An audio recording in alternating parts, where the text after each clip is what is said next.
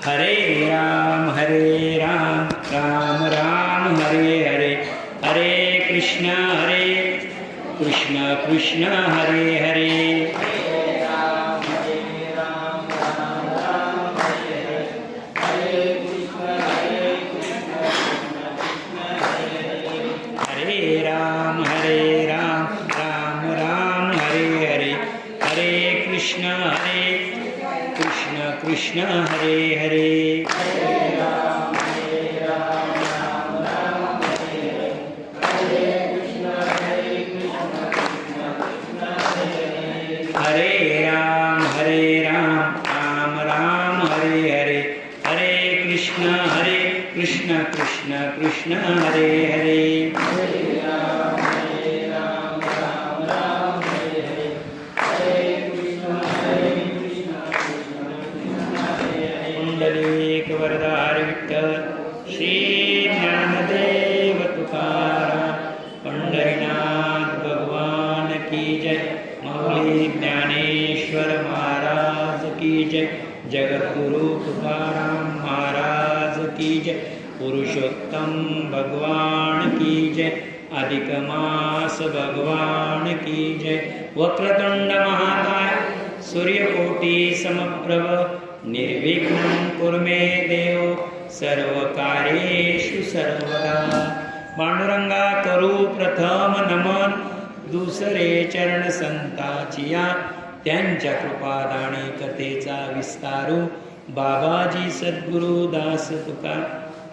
जयांची केलिया स्मरण, होय सकळ विद्यांचे अधिकरण, तेची वंदू श्रीचरण श्री गुरूंचे, ते नमस्कारोणी आता। काय माझी वाणी मानेन संतांसी, रंजवू चित्तासी आपुलिया, माझी वाणी तुझे वर्णी गुणनाम, ऐसे देई प्रेम काही कळा। मस्तक हे पायावरी या वारकरी संतांच्या, वक्रतुंड महाकाय सूर्यकोटि समप्रभ, निर्विघ्नं कुरु मे देव सर्वकार्येषु सर्वदा। श्री गणेशाय नमः।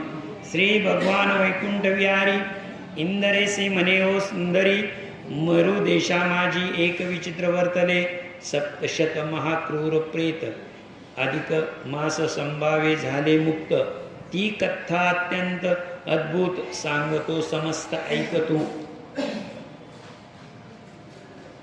21 अध्यायाच्या उत्तरार्ध आणि 22 अध्याय सुरू होणार आहे, जे आपण पंचपर्व बघितलेले। पंचपर्वामध्ये पर्व संपल्यानंतर स्नानादी, आता कर्म सुरू झालेले, आणि कर्मामध्ये आपण काल पहिलं कर्म पाहिलेलं आहे। कोणतं पहिलं कर्म आहे? स्नान, हे पहिलं कर्म पाहिलेलं आहे। स्नान एकतर किती वेळा?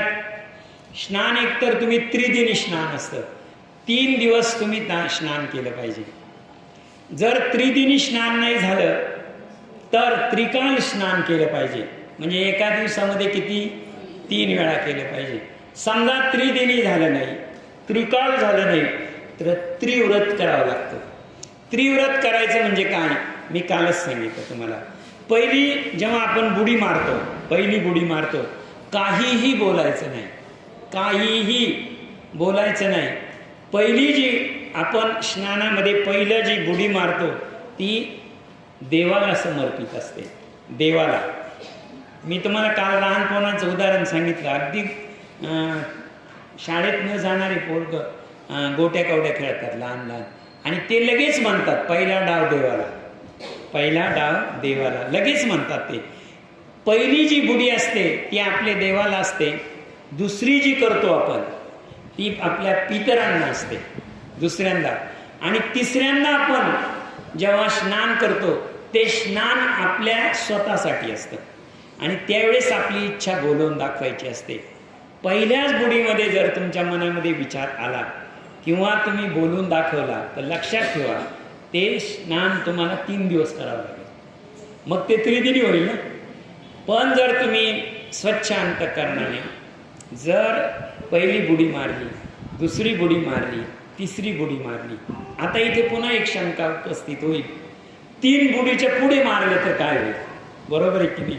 पुढे मारलं तर काय होईल, तर पुढे तुमची पवित्रता वाढत जाईल. आता काल जी वेदशर्मा ब्राह्मणानं किती बुडी मारल्या होत्या, तिथे 3 बुडी मारल्या होत्या. त्याचं शरीर कसं झालं होतं, जर्जर झालेलं होतं. त्याची स्नान करण्याची परिस्थिती नव्हती, म्हणून त्यांनी त्रिदिनी स्नान टाळलं, त्रिकाल स्नान टाळलं आणि त्रिवर्ती स्नान केलं. त्यांनी एकाच वेळी त्यांनी 3 बुडी मारल्या. 4थ्या बुडीला ते पाणी कमंडलूमध्ये घेतलं आणि कमंडलूमध्ये घेता येता त्यांना एक मरणासन्न झालेलं एक प्रेत भेटलं. आणि ते प्रेत, आता नीट लक्षात घ्या, इथे प्रेताचा उल्लेख आलेला आहे, परंतु ते प्रेत होतं का, नाही. एखादा मनुष्य आपल्याला रस्त्याच्या कडेला पडलेला असतो, तो आपल्याला प्रेतासारखा वाटणं, प्रत्यक्षात ते प्रेत असणं, यात फार फरक आहे. लक्षात ठेवा. ज्यावेळेस, नीट लक्षात घ्या, ज्यावेळेस मनुष्याचा प्राण निघून जातो, त्यावेळेस माणसाच्या शरीरात, नीट लक्षात ठेवा, माणसाच्या शरीरातली 2 प्रकारची शक्ती निघून जाते. एक शक्ती जाते दाह शक्ती. दाह शक्ती म्हणजे आपल्या शरीरातली जी ऊर्जा, ज्याच्या ऊर्जेनं आपले शरीर गरम असतं. आता त्यातला दाह निघून गेला म्हणजे अग्नी निघून गेला, म्हणजे शरीर गार पडतं की नाही. प्रेताचं शरीर गरम कुणी पाहिलेलं आहे का, नाही पाहिलेलं. पहिला दाह निघून जातो आणि दुसरा जो जातो त्यातला श्वास निघून जातो. प्रेताचे श्वास बंद होतो आणि प्रेत थंड होतं. मला सांगा, इथे आपला, मी काय सांगितलं तुम्हाला, शास्त्र सांगतो. तुमचा अग्नी प्राणासोबत श्वास गेला आणि प्राणासोबत अग्नी गेला, 2 गोष्टी गेल्या. अग्नी गेल्यामुळे काय झालं, अग्नी गेल्यामुळे तुमचं शरीर थंड होतं, लक्षात ठेवा. आणि हवा म्हणजे श्वास निघून गेला, हवा निघून गेली, त्याच्यामुळे काय झालं, तर त्याच्यामुळे तुमच्या शरीरामध्ये श्वासोच्छ्वास बंद झाला. आता पुन्हा एकदा लक्षात घ्या, जर तुमचा श्वास बंद झालेला आहे, तुमचं शरीर थंड झालेलं आहे, अशा परिस्थितीमध्ये तुम्ही मृत झालेले आहे का. इथे पुन्हा एक शंका तयार होईल, तुमचा अंतकाळ आलाय का, अंतकाळ झालेला आहे. नीट लक्षात ठेवा. पुन्हा एकदा गीतेच्या 15व्या अध्यायामध्ये हा विषय आलेला आहे. ज्यावेळेस तुमचा प्राण निघून जातो, तुमच्या शरीरातला अग्नी जातो, तुमच्या शरीरातला श्वास जातो, त्याच वेळेस नीट लक्षात घ्या, एक ठराविक काळानंतर एक प्रहर म्हटलेले आहे. साधारण आपल्या याप्रमाणे प्रहर हा 6 तासापासून तर 8 तासापर्यंत आहे. कारण आपण जर डिसेंबरचा महिना म्हटला, डिसेंबरचा महिना त्यातला दिवस आणि अगदी जुलै मे मधला दिवस यामध्ये फरक असतो. त्यामुळे आपला जो पूर्वीचा जो सगळा हिशोब असायचा तो कशा असायचा, प्रहरावर असायचा. मला पुन्हा एकदा लक्षात घ्या, तुमच्या शरीरातला श्वास निघून गेलेला आहे, तुमच्या शरीरातला अग्नी निघून गेलेला आहे, परंतु तुमच्या शरीरामध्ये धनंजय नावाचा वायू असतो. आणि बघा 8-10 तास झाले का प्रेत आपोआप फुगतं. सगळं जर निघून गेलेलं आहे तर मग ते फुगलं कसं काय. धनंजय वायू असतो आणि ज्यावेळेस आपल्याला अग्निडाग दिला जातो, लक्षात ठेवा, बाहेरचा अग्नी आणि शरीरातला धनंजय, बाहेरला अग्नी आणि शरीरातला धनंजय यांचा विरोध एकमेकाशी होऊ नये, विरोध होऊ नये आणि त्या अग्नी जास्त भडकू नये, प्रेताला त्रास होऊ नये, म्हणून लक्षात ठेवा.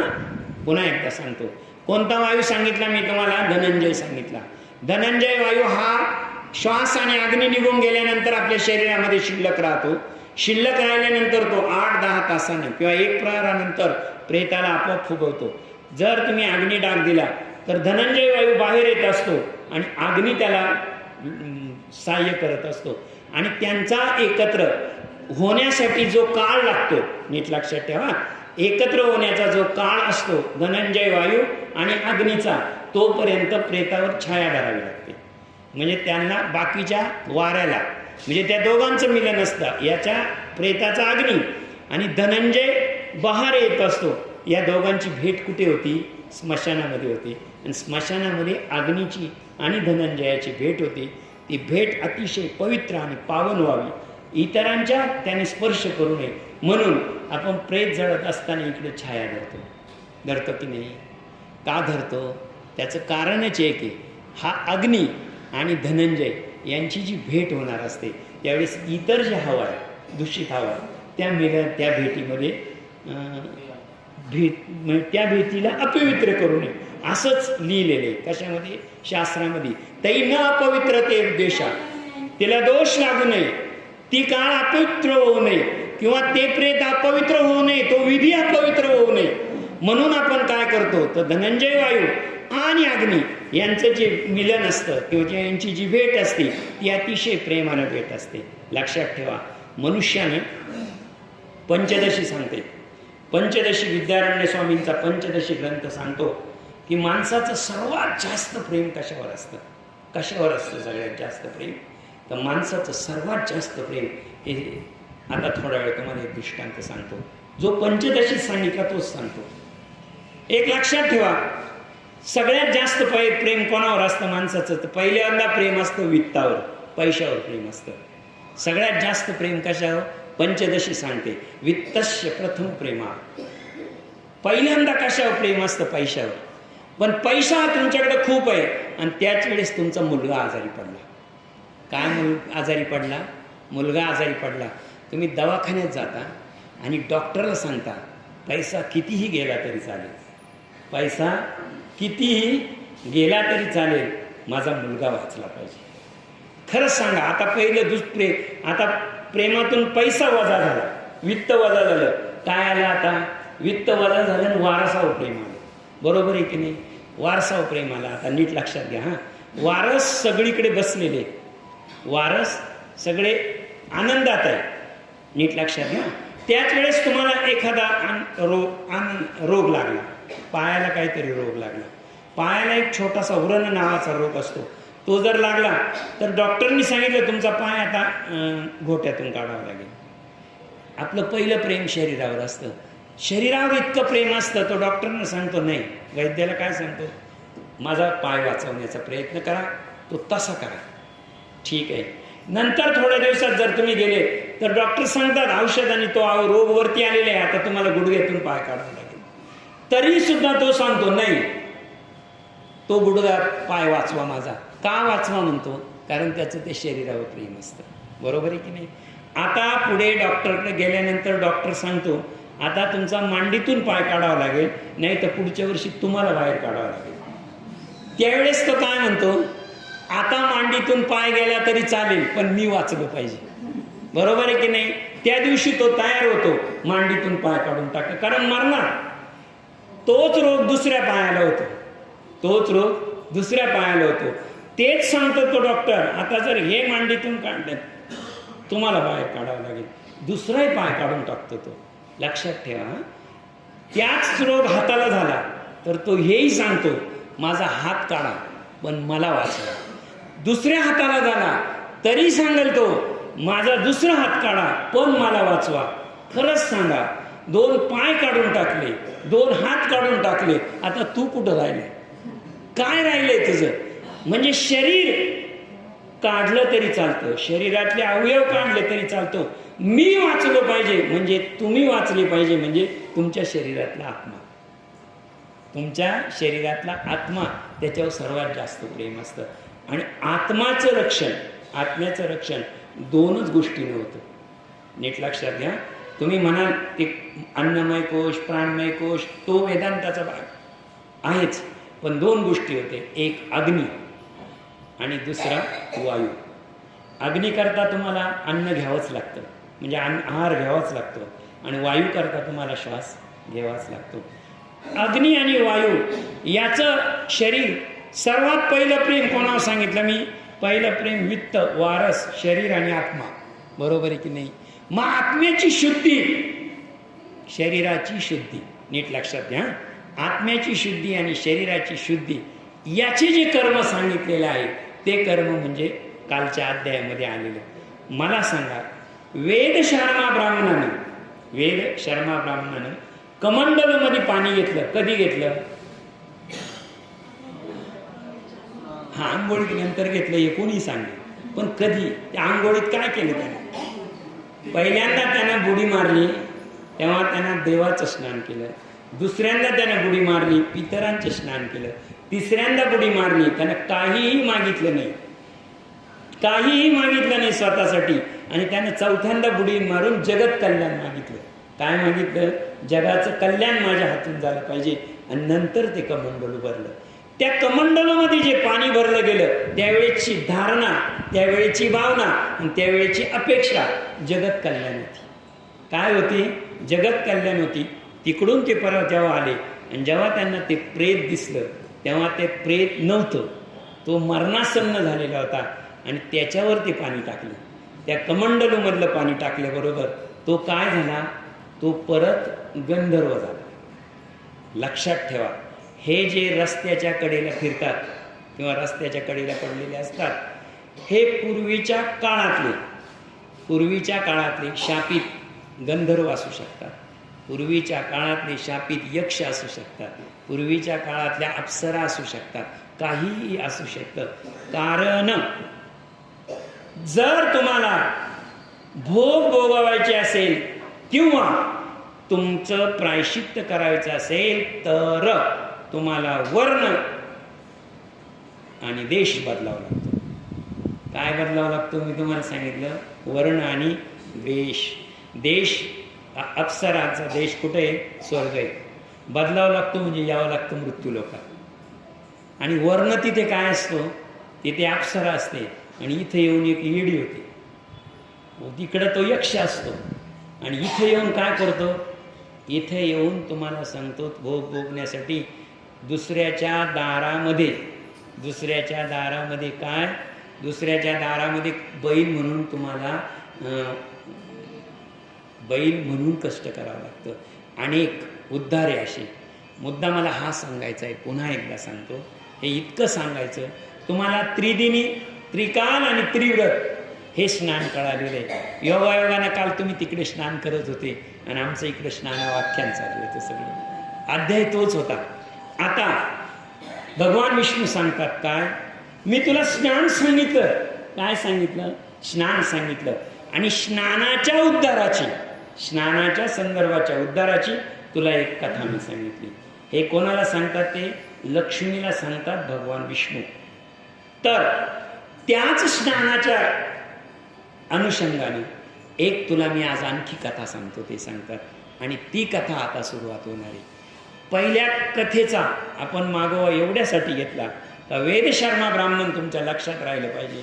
आणि वेदशर्मा ब्राह्मणाचं ते प्रेत, त्याच्या कमंडलूचं पाणी, त्रिव्रत, त्रिदिन आणि त्रिकाल स्नानाचे 3 प्रकार आहेत. त्यातलं आता इथून कथा. मेरुदोषी गोकर्ण पर्वत, पार्श्वभागी अतिविस्तृत, शिवपुराई नामे शिवविख्यात एक नगर आहे पा. ती सर्वदा शिवाशी प्रिय, यथ्य चत्वरी रमणीय, प्रसाद गोचरी, आश्चर्यमय, अमरालियाच्या जैसे की. तुम्ही काशीला यातले किती जर गेले असतील तर हे वर्णन तिथं लागू होतं. तिथले काय होतं तर ती तपोभूमी आहे, ती तपोभूमी होती. आणि सर्वात महत्त्वाचं काय? रथ्याचत्वरी ले म्हणजे रथ जाऊच शकत नाही अशा गल्ल्या. तुम्ही काशीच्या गल्ल्या बघा, रथ जाणारच नाही. म्हणजे इतक्या छोट्या छोट्या गल्ल्या आहेत. कशी होती त्या नगरीचं बघा बरं का. ती सर्वदा शिवाशी प्रिय. ती कशी आहे? भगवान शिवाला प्रिय. रथचत्वरी अतिरमणी, रथचत्वरी म्हणजे जिच्यात रथाचा प्रवेश होऊ शकत नाही गल्लीनं अशी. दुसरी अतिरमणीय, ती कशी होती? शिवाचं स्थान होतं आणि शिवाय ती रमणीय होती, म्हणजे तिथं गेल्यावर मन रमतं अशी होती. दुसरी प्रसाद गोपुरी. प्रसाद गोपुरी म्हणजे काय? तिथे अनेक राजवाड्यांनी ती सजलेली होती. वाड्यांनी, मोठमोठे वाडे, त्याने ती सजलेली होती. काशी नगरी वाड्यांनी सजलेली. दुसरी अमरालियाची वर, आणि तिथे गेल्यानंतर माणूस अमर होतो, तो पुन्हा जन्माला येत नाही. काशीला मृत्यू जर झाला तर ती मोक्षभूमी कळली समजली जाते. तिथे जर मृत्यू झाला तर पुन्हा तुम्हाला जन्म नाही. चतुर्वेदी सकळ ब्राह्मण ते सर्वदावसी क्षत्रिय वैश्य कुळ संपूर्ण स्वाचार संपन्न वर्तती तैसे अनन्य जातीचे लोक सत्यवादी असती सकळीक. ब्राह्मण शूद्र वैश्य हे सगळे एकमेकाशी आनंदाने राहत होते. आणि जसे ते राहत होते तसे इतरही जाती तिथे राहत होत्या. पण इतर जाती कशा राहत होत्या? अतिशय सत्य वागून अतिशय आनंदामध्ये ते राहत होत्या. शौत स्मरणार्थ कर्मे, नीट लक्षात घ्या. जिथे अग्नी पेटवला जातो आणि तो अग्नी कधीच विझत नाही असे कर्म तिथे कायम चालत होते. क्षौत म्हणजे अग्नी आणि निरंतर चालणारा अग्नी आणि त्यात होणारे कर्म, असे कर्म तिथे चालत होते. ठाई ठाई श्रुती घोष सदा चालत असे. विशेष शास्त्राचेही आसपास रात्रंदिवस होत असे. प्रति मंदिरातून सतत भगवद्ध्वजाचे कीर्तने ऐकत पुराण श्रवणाची तो मात काय तेथे वर्णावी. सर्व जातीचे लोक स्वधर्माची वर्ती देख अधर्माचा लवलेशही कोणी तेथे नाचरते. ऐशी शिवपुरी उत्तम तेथे सदाचार संपन्न परम ऐसे विप्रदास नाम क्षुद्र एक राहत असे.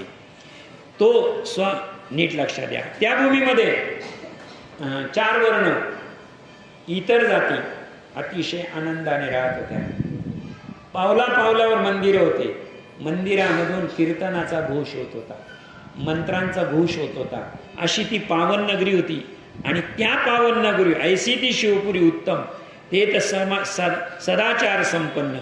तिथे कोणी एक विप्रदास नाम, काय नाव आहे? विप्रदास नाम. क्षुद्र एक राहत असे आणि क्षुद्र एक राहत असे. नीट लक्षात घ्या. ते जे 2 घाट मी तुम्हाला सांगितले, मणिकर्णिका आणि हरिश्चंद्र घाट, तिथले जे लोक आहेत ते लोक अन्न सेवन करण्यासाठी घरी जात नाही. त्या अग्नीवरच अन्न सेवन करतात किंवा तिथलेच जेवण करतात. तो सदा विप्रदास करी साचार तयाची श्री विप्रदासाची नाम तिचे. त्याची जी पत्नी होती ती साध्वी पतीर व्रताराचे मानी प्रमाण ऐसी ती उभयंता अनुदिन धर्मे करून वर्ती. ती काल पर्यायी. आता त्याच्या पतीचं एकच ओळ आलेली आहे, कारण ती पुढे महत्वाची ओवी अशी बघा. ती स्वाध्वी, जरी तो क्षुद्र होता पण त्याची पत्नी साध्वी होती. साधू म्हणजे साधू पुरुष कोणते? साधू त्याला म्हटलं जातं साधू थोर जाणा कलियुगी. नामदेव महाराज म्हणतात साधूची व्याख्या अशी असते, दया करणे जे पुत्रासी तेची दासा आणि दासी. तुका म्हणे सांगू किती त्याची भगवंताची मूर्ती. जे का रंजले गांजले त्यासी म्हणे जो आपुले. यात सगळं एका साधूचं वर्णन आहे. साधू या शब्दाचा अर्थ जे 6 षडरिपू आहे त्या षडरिपूंची त्याला बाधा होत नाही किंवा त्या 6 षडरिपूंना जो आदू करतो तो साधू. आता त्याची बायको जी होती ती साध्वी होती. त्या आता तो शूद्र आहे, नीट लक्षात द्या. मणिकर्णिका घाट आणि हरिश्चंद्र घाटावर जे विधी करतात त्या लोकांना तिथे शूद्र म्हणूनच गणलं जातं. नीट लक्षात घ्या. गोकर्णीची पायथा चांग नाना धातू विचित तेथे सरणेश्वरा नामे अभंग लिंग रूप असे. आणि तिथं जी ती नगरी आहे त्या नगरीजवळ एक भगवान शंकराचं छोटंसं मंदिर होतं. आणि त्या मंदिराचं नाव होतं सरणेश्वर. तो स्मरण मात्रे दुःख पाप दैन्याशी सारून संसाराशी म्हणूनच शरणेश्वर संज्ञा देत अशी. आता सरणेश्वर नाव का ठेवलं होतं तर तिथे दुःख गेल्याने कोणीही गेला आणि त्या भगवंताच्या पिंडीवर डोकं ठेवलं की त्याचं दुःख लगेच सरत होतं. दुःख सारणारा म्हणून सरणेश्वर असं नाव होतं त्यांचं. संज्ञा तयासी. त्या सरणेश्वरा सानिध्य गोकर्णी नामे गंगा आहे. जियेचे स्नाने लवलवे पाये सकळ जाती. आणि त्या सरणेश्वराच्या पायाजवळून म्हणजे मंदिराच्या समोरून गंगा वाहते. हे जे वर्णन आहे इथे काशी क्षेत्राचं नाव नाहीये, परंतु संपूर्ण वर्णन जर बघितलं आपण, संपूर्ण अध्यायामध्ये वर्णन बघितलं आणि जर आपण काशी बघितली तर हे संपूर्ण काशीश्वर विश्वेश्वराचं मंदिराचं वर्णन आहे. ते सरणेश्वराचे प्रित्यर्थ तया सान्निध्य राहून सतततेने शिव भक्तात अनुग्रह करिता सर्वाला तियेचे तिरी करिता वस्ती सकळ आदी व्याधी लोपती आणि सर्व जगा माझी ख्याती होऊनी मुक्ती लाभते. आईशा त्या पावन गंगेत विप्रदासे स्वश्री सहित अधिक माशी यथोक्त नित्य स्नान चालवले. नीट लक्षात घ्या. आता विप्रदास कोण आहे? विप्रदास शूद्र आहे आणि त्याची पत्नी कोण आहे? साध्वी आहे. ती भगवान शंकराची पुजारी आहे, भगवान शंकराची सेवा करणारी आहे. सेवक आहे, उपासक आहे, साधक आहे, काही म्हणा तुम्ही. ती भक्त म्हटली तरी भगवान शंकराची भक्त आहे. आणि तिनं काय केलं तर ती सरणेश्वराच्या प्रित्यर्थ तया सानिध्य राहून त्या शिवभक्ताप्रत अनुग्रह करीती सर्वात तियेचे तिरी ऐशा त्या पावनगंगेत विप्रदास स्त्रीसहित अधिक माशी यथोक्त स्नान चालविले. त्या स्त्रीनं म्हणजे त्याची जी साधू पत्नी होती तिनं विप्रदासाला बरोबर घेतलं आणि बरोबर घेतल्यानंतर तिनं स्नान केलं आणि स्नान केल्यानंतर हे नित्य स्नान तिने केलं. पुढे काय झालं? श्री स्नान अधिक शरणेश्वराचे करुण पूजन ऐसे नित्य आचरता अधिक मास पूर्ण झाला. 1 महिनाभर साधूचं तप आहे. साधू सोबत आपल्याला जर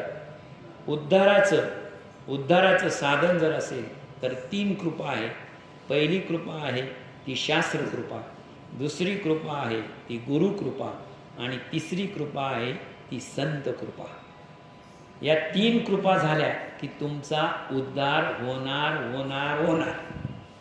3दा सांगतो मी तुम्हाला.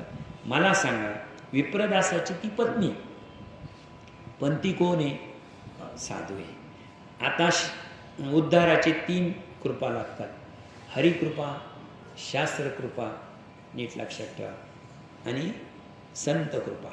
संत कृपेमध्ये पुन्हा 2 प्रकार पडतात. एक सद्गुरु कृपा, संत कृपेमध्ये सद्गुरु कृपा, आणि दुसरी जी कृपा आहे ती गुरुकृपा.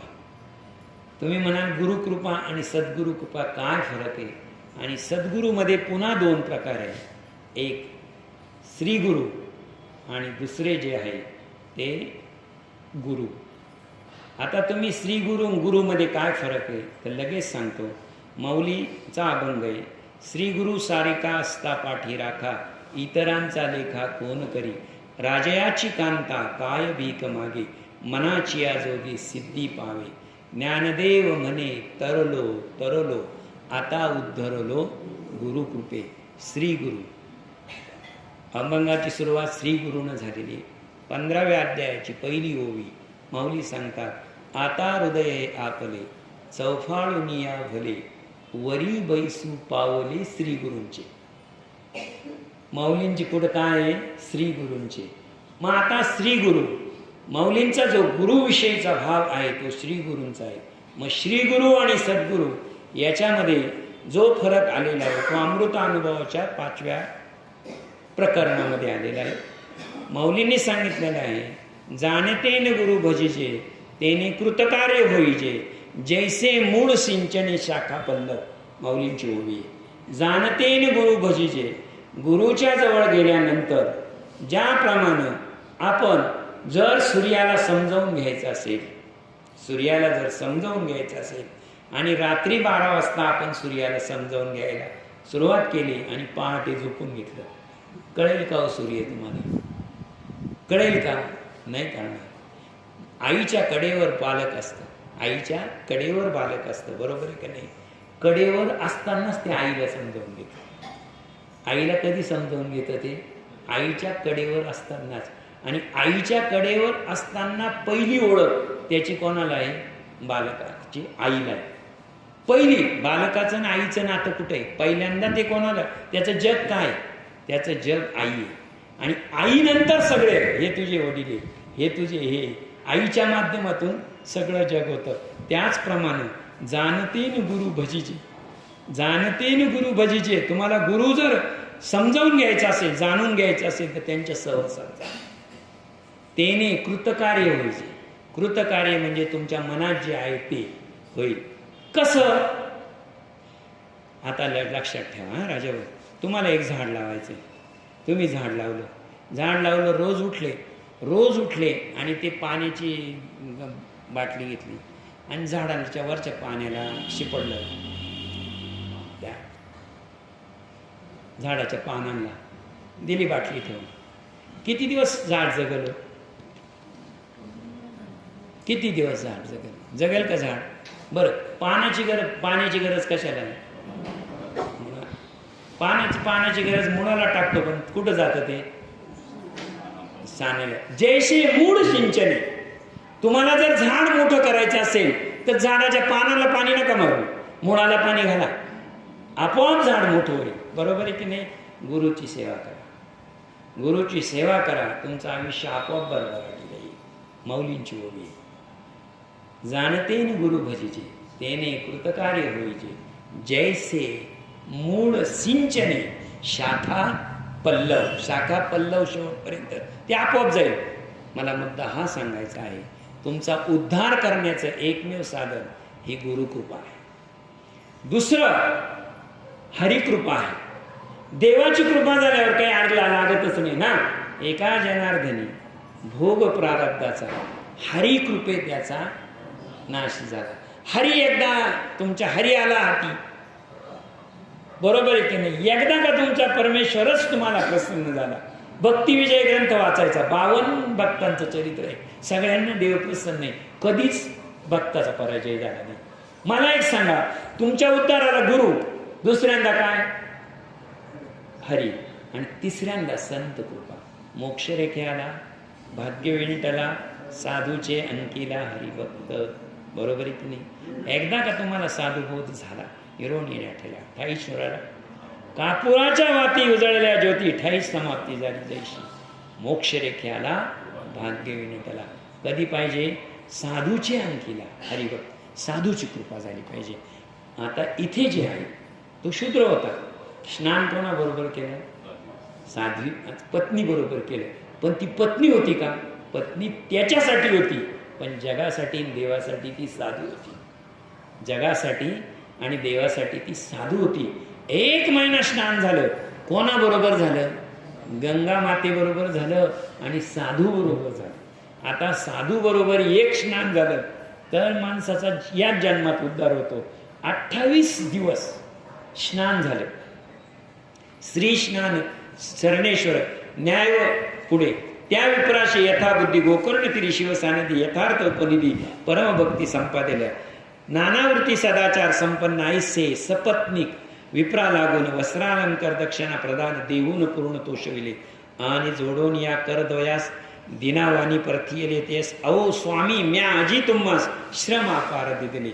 आता ती जी पत्नी होती ती जरी साधू असली, भगवान शंकराची भक्त उपासक किंवा साधक म्हणा, काही म्हणा असली, तरी सुद्धा मी तुम्हाला 1 महिनाभर माझ्याबरोबर आंघोळ झाली, तुमची स्नान झालं. खरं तर याचा फायदा कोणाला झाला? सपत्नीक स्नान केल्यामुळे तुमच्या पायाचं पुण्य मला मिळालं, मला पायाला पुण्य मिळालं. पण झालं काय? अहो स्वामी आजी श्रम दिले अपार. पण एक तुम्हाला कष्ट फार झालं या सगळ्या याच्यामध्ये. मी अत्यंत दारिद्र्य पामर, तरी तुम्हा स्वल्प संतोषी द्विजवर, तरी कृपा करुणी मजवर क्षमी स्वतर. ऐशी विप्रदासाची वाणी ऐकता ते द्विज शोषून ते आशीर्वाद देवने स्वसदनी पावले. मग विप्रदासही स्त्रीसहित यावया निघाला स्वगृहात. तव मार्गी सप्तशत प्रेत तया अवचित भेटले. आता नीट लक्षात घ्या, भेटले. काल आपण देवशर्माची कथा ऐकली. चतुर्थ म्हणजे देव, पितर, आत्मा, 3 आंघोळ झाली.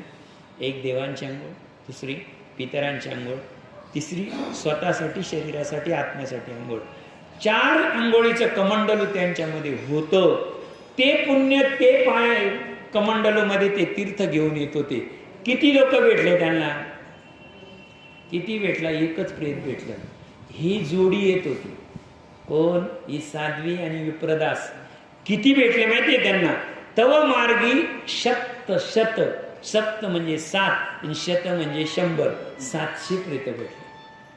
किती प्रेत भेटले यांना? 700. ते सकळही अत्यंत कोपी, महाकाय भयानक रूपी, सदा सर्वकामी महाताप्यासे.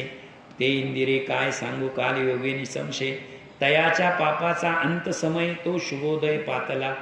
आणि हे जे 700 होते, हे आपण म्हणतो ना चांगले नग निवडून काढले, तसे हे परमेश्वरानं, चित्रगुप्तानं, यमपुरीनं हे अत्यंत पाप्यातले पापी निवडले होते.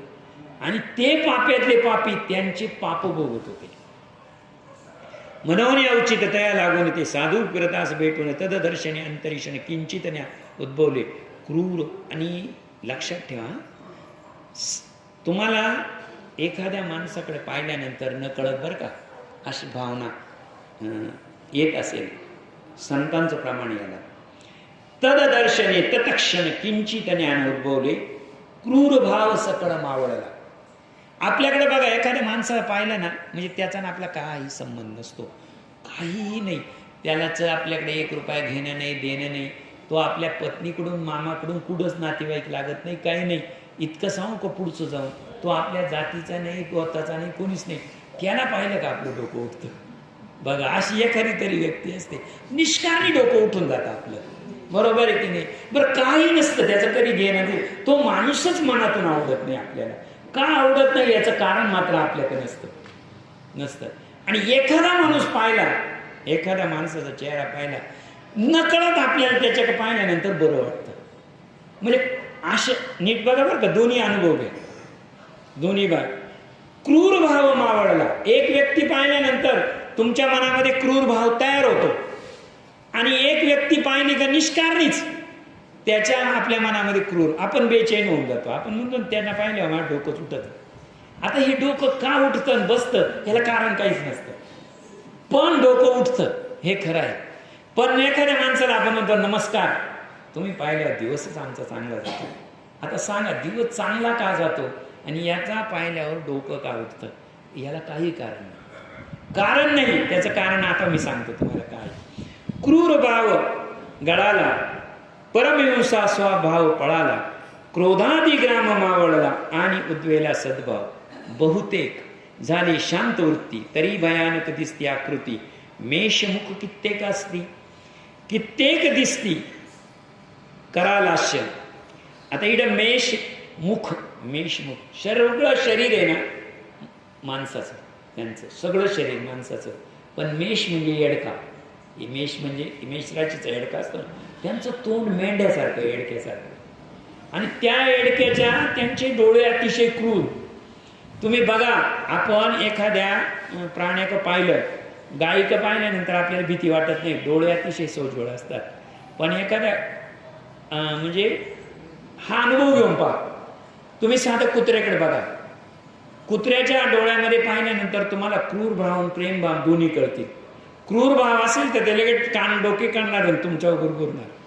पण जर प्रेम भाव तयार झाला तर ते लगेच शेपटी खाली करणार आणि तुमच्या पायाजवळ येणार. खरंच सांगा, भाव डोळ्यात असतो. भाव कशात आहे? डोळ्यात आहे. आणि हे जे क्रूर होते, या दोघांना पाहिल्याबरोबर यांचा भाव मावळला. कोणता भाव मावळला? क्रूर भाव मावळला. आणि त्यांच्या डोळ्यामध्ये आपोआप प्रेम तयार झालं. कोणामध्ये? या 700 प्रेतांमध्ये. कित्येक ते गर्दभिमुख, कित्येक उष्टानन देख, गृदवरण कित्येक भेक दैसे. कित्येकांचा आकार कसा माहितीये का? कित्येकांचा आकार सरड्यासारखा. भेक या शब्दाचा अर्थ बेडूक, काही जागीच बेडकासारखी. कित्येकाचे पाद सान, काहींचे पाय एकदम लहान, काही एकाचे लंबायन, काहींचे खूप लांब पाय. अहो, 2 माणसं भेटले, नीट लक्षात घ्या, आपल्याला समोर 2 माणसं भेटले. एकाचा पाय पाहिला तर आपण पाहिला तर विधभरच पाय, एकाच पाय. आणि राजाभाऊ दुसराच पायाचा लगेच हातभर पाय, त्याच्या शेजारीच. ते पाहताना आपल्याला कसं वाटेल? बरोबर आहे की नाही? एकाचे पाय, एकाचे कित्येकांचे मध्य महान, काही काहींचे पाय पुढे बारीक, मधी बारीक आणि एक मधीच झाड असे खूप लांब.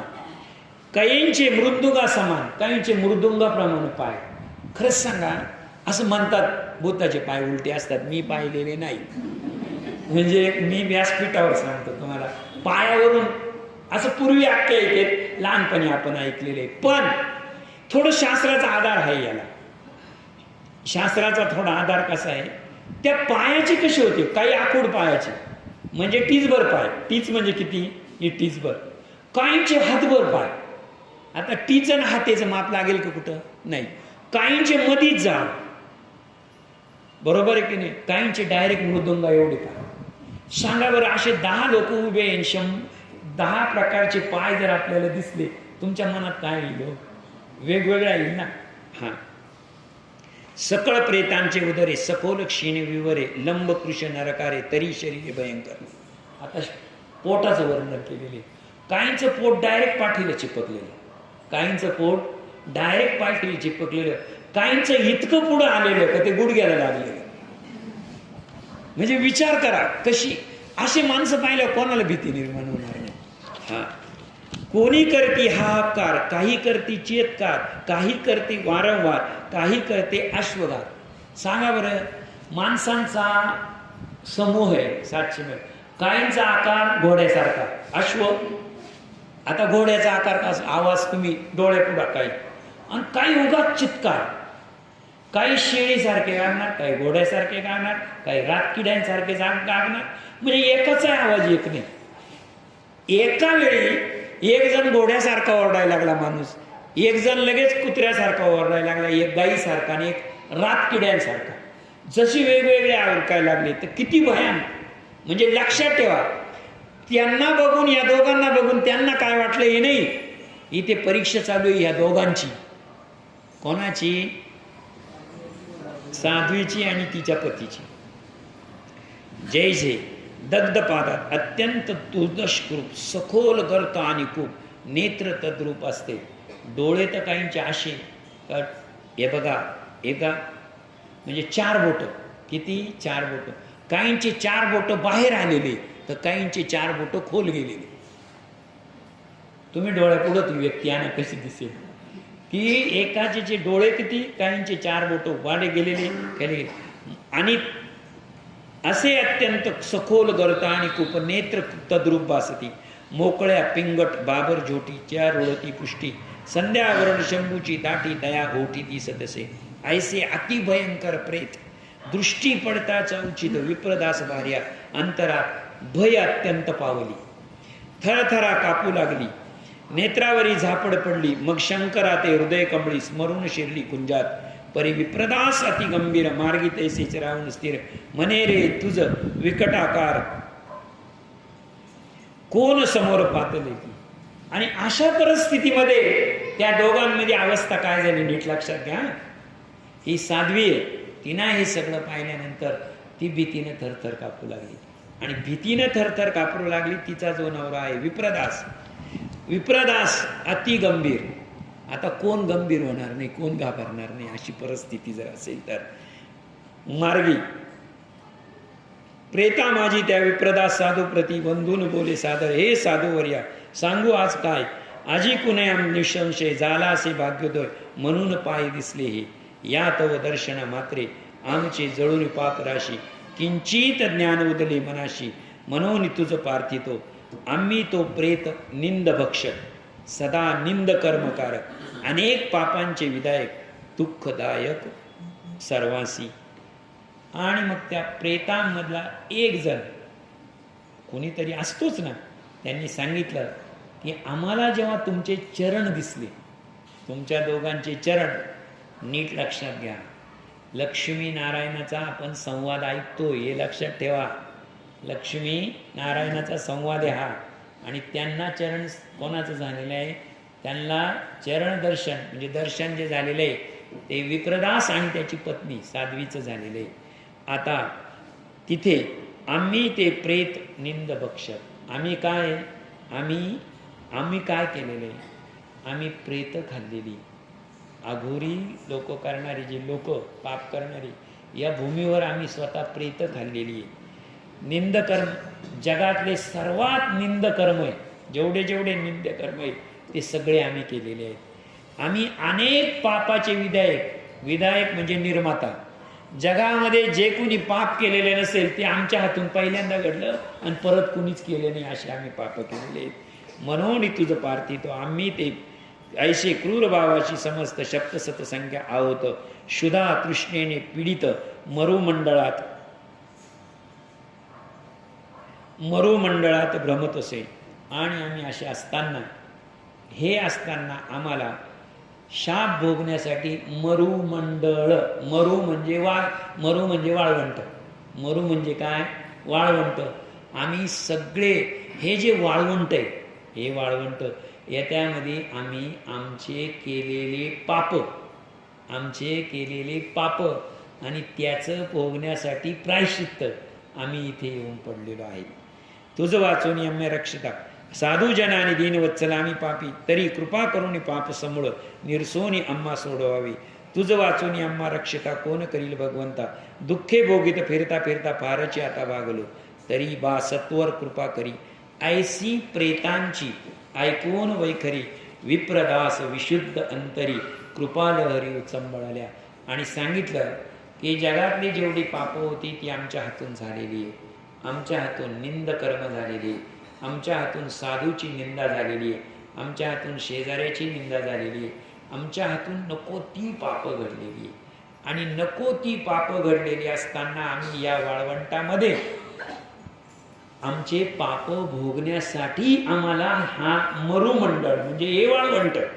आता तुम्ही विचार करा, साधी आपल्या घरात सावलीला बसलो तरी सुद्धा आपल्याला उन्हाळ्यामध्ये सावलीला सुद्धा आपल्याला आपण कासावीस होतो, लाही होतो. आता वाळवंट, त्याच्यात उष्णता, झाड नाही, तिथं पाणी नाही, तिथं काही नाही, अशा वेळच्यामध्ये ते काय होते, ते प्रेतात्मे पडलेले होते. आणि इथं म्हणून आमच्यामध्ये क्रूर भाव तयार होत होता. का बघा, आपली जर झोप नाही झाली तर जास्त चिडचिड होते आपली. दुसरी गोष्ट, आपण बाहेर उन्हातून फिरून आलो, फक्त उन्हातून फिरून आलो तरी घरात आल्यावर आपली चिडचिड होते. तो उन्हाचा परिणाम आहे. आता हे तर वाळवंटातच, तिथंच पडलेले, तिथंच पाणी नाही, तिथंच नाही, अशा याच्यात मग ते प्रेम विषय ऐसे उपाय योजला पायी, स्वये अधिक मासा ठाई नित्य स्नान केले जे, त्यातून स्नान सप्तकाचे फळ. आता आम्ही जे आहे, आम्ही जिथे पडलेलो आहे, आम्हालाच असा शाप आहे हा, इथं आम्ही दुःख भोगत आहे. परंतु जर आम्हाला एखाद्या लक्ष्मीनारायणाची किंवा एखाद्या पती पत्नीची जर आंघोळ झालेली असेल, त्यांनी त्रिदेनी त्रिवती त्रिकाल असे स्नान केलेले असेल आणि ते स्नान करून परत येत असताना त्यांचं जर आम्हाला पदस्पर्श झाला किंवा त्यांच्या पायाचं आम्हाला दर्शन झालं, त्यांच्या पायाचं दर्शन झालं, तर आम्ही आमचे भोग कमी होणार, आमचे भोग काय होणारे, त्रास कमी होणारे, आमच्यातला क्रूर भाव हा निघून जाणार आहे. त्यातून स्नान सप्तकाचे फळ सर्व प्रेतासे दिले सोज्वळ, त्याने हे प्रेत सकळ झाले तात्काळ दिव्य रूप. आणि जर एखादी साधू पत्नी आणि साधू पुरुष त्यांचं स्नान झालेलं असेल आणि त्यांच्या कमंडलूतल्या पाण्यातला एक थेंब जरी आमच्या अंगावर पडला तरी आमचा उद्धार होणार आहे. म्हणून तुम्ही आमच्यावर कृपा करा, आमचा उद्धार करा. अशी विनंती कोणाची आहे? त्या प्रेतात्म्यांची आहे, 700 प्रेतांची. मागच्या अध्यायामध्ये किती प्रेत उद्धरले आपण? 1. आणि आता किती आहे इथं? 700 झाले. आता पुढे सर्व प्रेतासे दिले सोज्वळ, सोज्वळ म्हणजे कमंडलूतलं पाणी. तेने योगी झाले प्रेत सकळ तात्काळ पावले तयाचे पापे लोपली, ते दिव्य विमानी पातळी तया माझी ती प्रेत मंडळी बैसती झाली.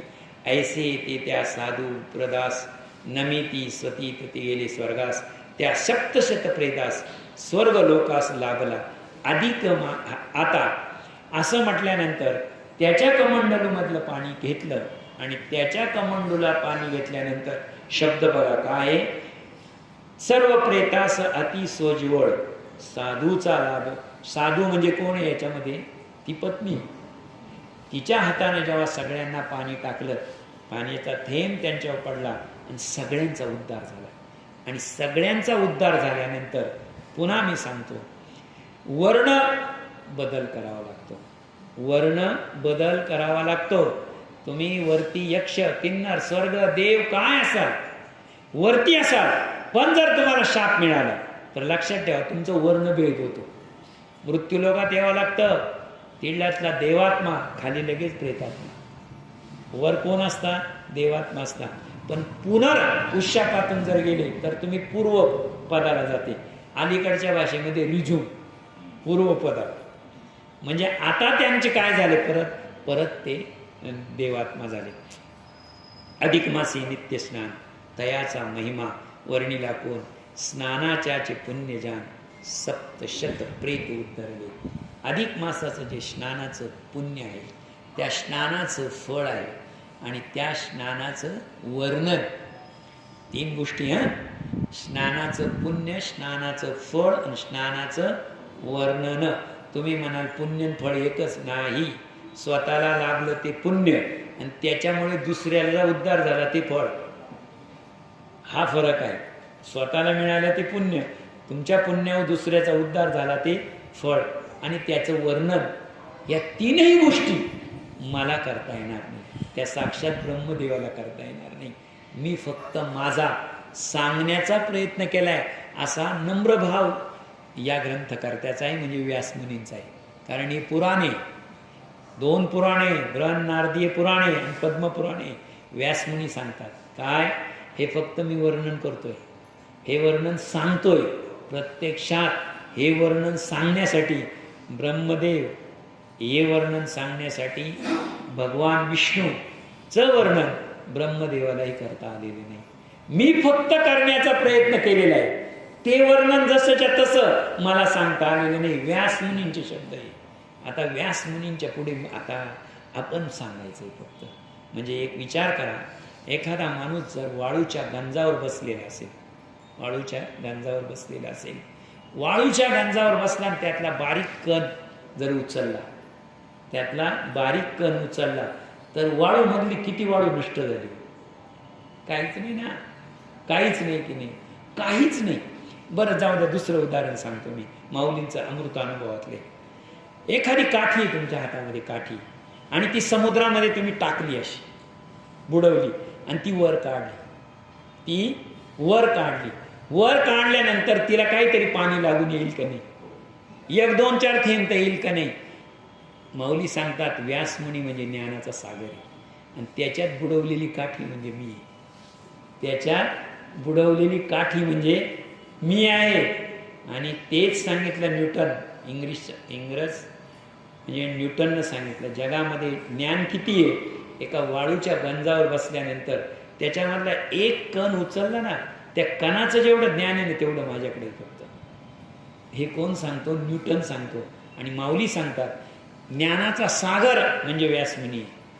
आणि त्यात जर एखादी काठी बुडवली, तिला जे पाणी येईल चिटकून, ते जे ज्ञान आहे ते माझं ज्ञान आहे. तैसा कोवी सांगतो आता, तैसा भाष्यकारा ते वाट पुशितो, व्यासादिकांचा मागोवा घेतो. मी भाष्यकारांना वाट पुशितो म्हणजे मी मागचे सगळे जे भाष्यकार आहे, 18 पुराणाचे, 6 शास्त्राचे आणि 4 वेदाचे, त्यांचा मागोवा घेतो आणि त्यानंतर त्यांचा मागोवा घेऊन एक ज्ञानेश्वरी तयार करतो. त्या समुद्रातूनही बाहेर आलेलं ज्ञान आहे. मग व्यासमुनी सांगतात बरं का, काय सांगतात? अधिक मासाचे नित्य स्नान तयाचा महिमा वर्णीन कोण? त्याचा वर्णीन कोणी, महिमा कोणीच सांगू शकत नाही. पुढे काय? स्नानाच्याचे पुण्य शक्त सत उद्धरले. 7 प्रेतांचा उद्धार ज्या पुण्यानं केला, ज्या फळानं केला, त्याचं वर्णन मी करू शकत नाही.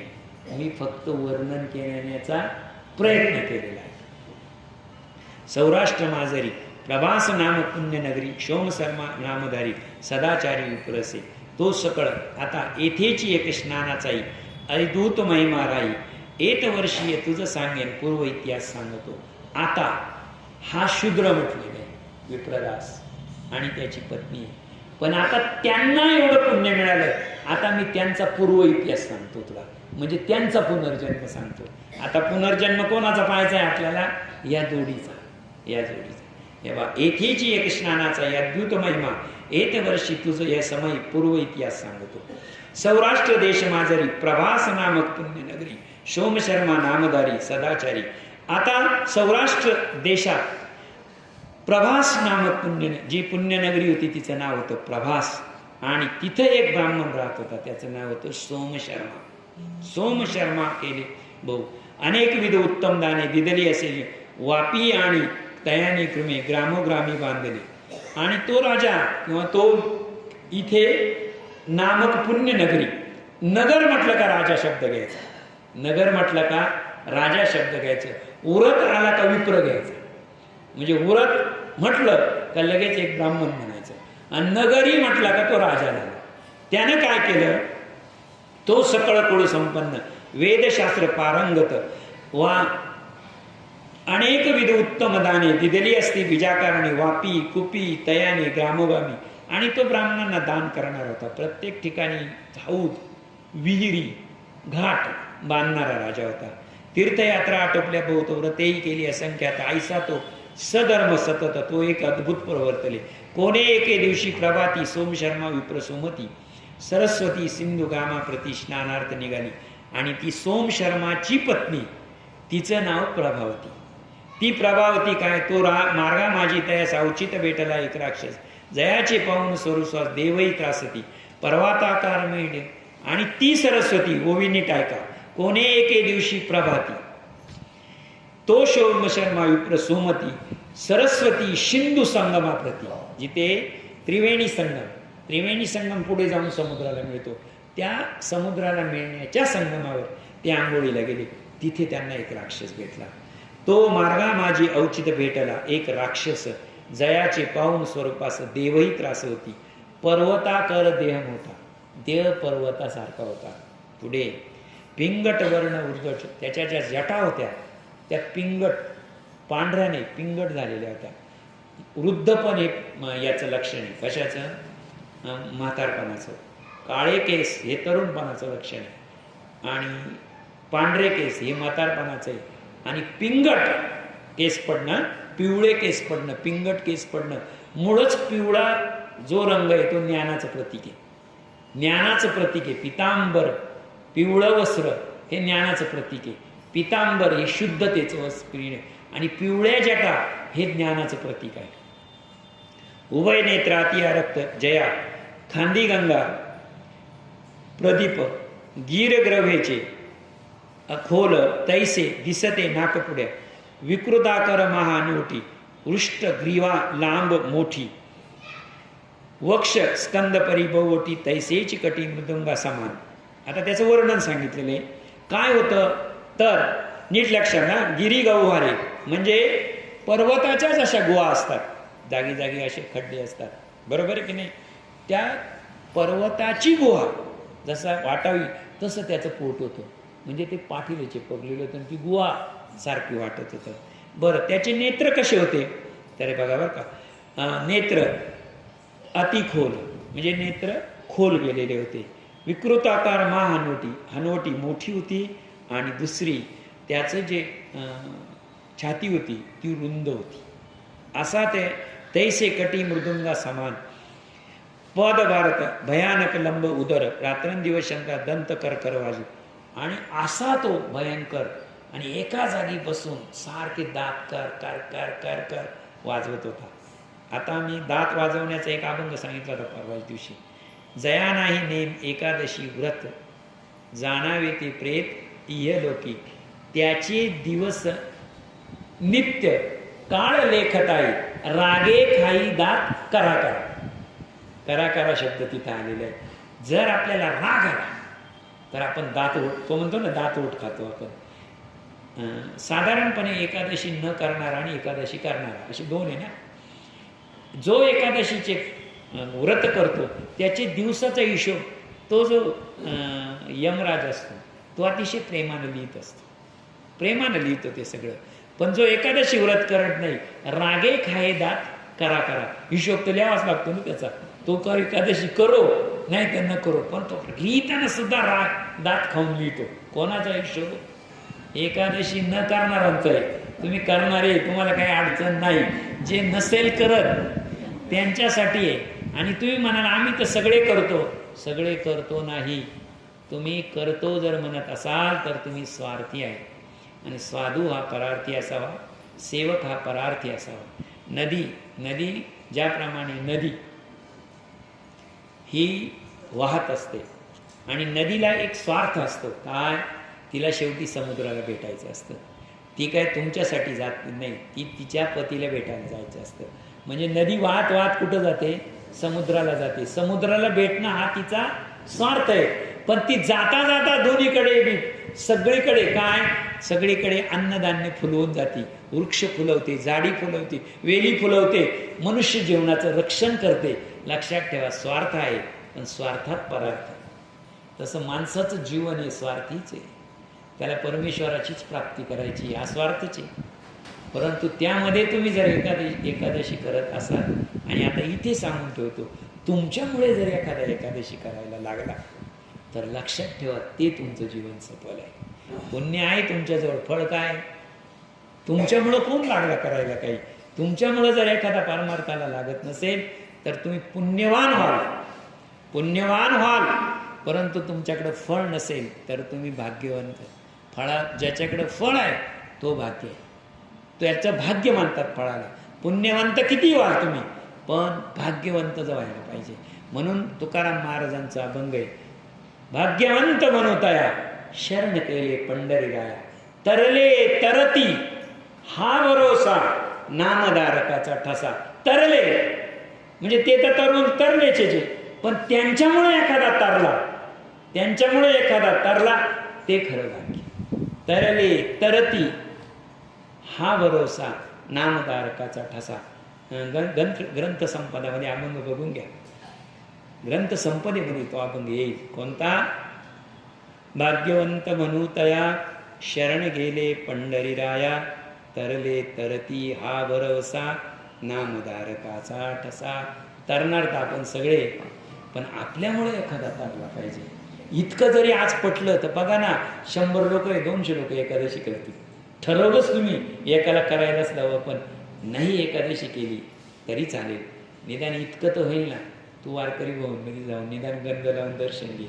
तुमच्या बरोबर एक जण आला, लक्षात ठेवा वरती तुमच्यात नोंद होईल, याच्यात हातचा टाका, आज यांनी काहीतरी चांगलं करणार.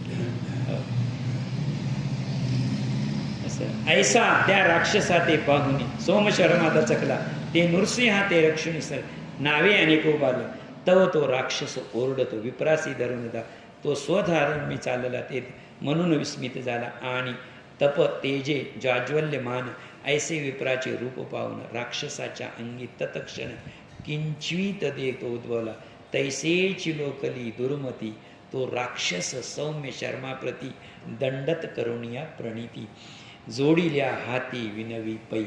हा पूर्वीच्या जन्मामध्ये असाच अधिक मासाचं स्नान करून येत होता.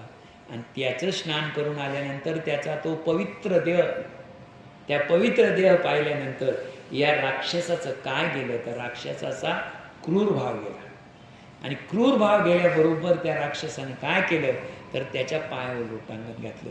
आणि लोटांगण घातल्यानंतर पुढे बघा, अहो स्वामी साधू उपदेशी उत्तम योग साधला ज्याशी, ज्या योगे दुरादर्श तैसे तेजे माशी, अग्निवत तुम्ही जाज्वल्यमान, म्हणून मज समान दृष्ट लागून सर्वर्था अदृश्य. मी तो बहु पापांचा पर्वत, मी तो राक्षस झालो दृष्टांत, परी मदभाग्य आज येथे लाभले, साधू प्राप्त झाले ती, मनोनी मज राक्षसती, हे दर्शन झाले हेत समयी, तरी आता दयाळी लवलाय दुर्गतीने उद्धारावे. आता इथपर्यंत राक्षसानं काय सांगितलेलं आहे? मी इथे भोगत होतो, पाप भोगत होतो, शरीर माझं. लक्षात ठेवा, अवजड देह हा शाप आहे बरं का. अवजड देह हा सुद्धा शाप आहे. अवजड देहाच्या माणसालाच विचारा त्याला किती त्रास येतो. किती त्रास आहे हा अवजड देहाचा. तर अवजड देह हा मला शाप होता, परंतु त्या शापामधून मुक्ती हीच होती. कोणती मुक्ती होती? जर तुझा साधूचं दर्शन झालं तर. हा ऐसे राक्षसायक वचन सोमशर्मा संवत्सरी धर्मांतरी पूर्ण विचार करू लागला. आता मी या निशाचरा निर्व्यसनी हा येथून माघारा जाईल खरा, अन्यत्र परी हा दृष्ट सर्वत्र फिरत हिंसा करील, याचेनी सतत करील जीवांचा, आणि आज याला मुक्त करीतो. हिंसा निवृत्ती होऊन दयारूप बहुकृती धर्मार्थी माईल माझा. तरी आपण हेच करावे, राक्षसाशी उद्धारावे. ऐसे विप्रनिक्षुण्य बर्वे हस्तक घेतले. आता ज्यावेळेस सोमशर्मानं पाहिलं की जर आपल्या पदस्पर्शाने किंवा आपल्या आशीर्वादाने याचा उद्धार होईल, आणि होणारच, पण लक्षात ठेवा, चोराचा जामीन झाला का पुन्हा तो काही कंपनीत जात नाही, किंवा पुन्हा काय तो सत्कर्माला लागत नाही, चोऱ्याच करतो. बरोबर आहे की नाही? तसंच आहे. हा राक्षस आहे, याचा आपण उद्धार करू, पण हा परत राक्षसच होईल, किंवा तो त्याच्याच कुळात जाईल. त्याचा उद्धार करणं आपल्या पुण्यामुळे हा खरा फळ, हे फळ राहणार नाही. फळ काय पुढे बघा. त्याहून आणि सकृत अधिक मास स्नान, त्याहून एक स्नानाचे पुण्य येतो संकल्प करून राक्षसाला. आणि मग त्याने सांगितलं की मी तुझा उद्धार करील, तुझा उद्धार करील, पण तुझा उद्धार झाल्यानंतर तू पूर्वपदी जाणार नाही. पूर्वपदी जाणार नाही म्हणजे काय? परत ते तसं होणार नाही. तर मग तो राक्षस म्हणतो काय करा, मला जर तुमच्यासारखं करायचं असेल तर मला तुमच्यासारखं करा.